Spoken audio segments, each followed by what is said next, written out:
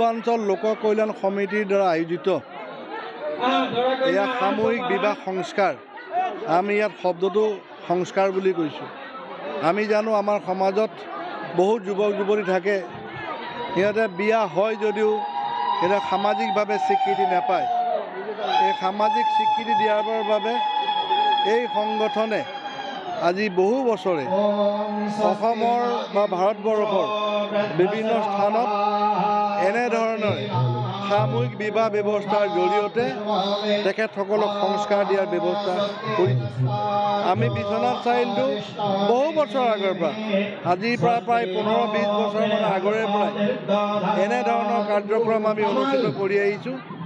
মোৰ মনত পৰিছে, আমি প্ৰথমে বুঢ়া বাবা থানত, তাৰপিছত সাধাৰু চাহ বাগিচা আৰু বেলেগ বেলেগ স্থানত এনেধৰণৰে সামূহিক অনুষ্ঠান আমি অনুষ্ঠিত কৰি আহিছোঁ। আজি প্ৰায় 303 গড় দৰা বৰ বিবাহৰ দৰা কইনা আজি উপস্থিত আছে।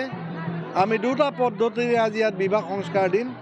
এটা আপোনালোকে বৈদিক পদ্ধতিৰে, দ্বিতীয়টো হৈছে আমি নাম কীৰ্তনৰ জৰিয়তে। আপোনালোকে সোঁফালে দেখিব, তাত নাম কীৰ্তনৰ ব্যৱস্থাৰে অসমত সচৰাচৰ যি ব্যৱস্থা থাকে সেইধৰণে সংস্কাৰ দিয়া হৈছে আৰু ইয়াত বৈদিক প্ৰথাৰে সংস্কাৰ দিয়া হৈছে। আৰু আমি লগ পাইছোঁ সকলো মানুহে সহযোগ কৰিছে। আশা ৰাখিছোঁ এই ব্যৱস্থা আমি আগলৈ চলাই থাকিম।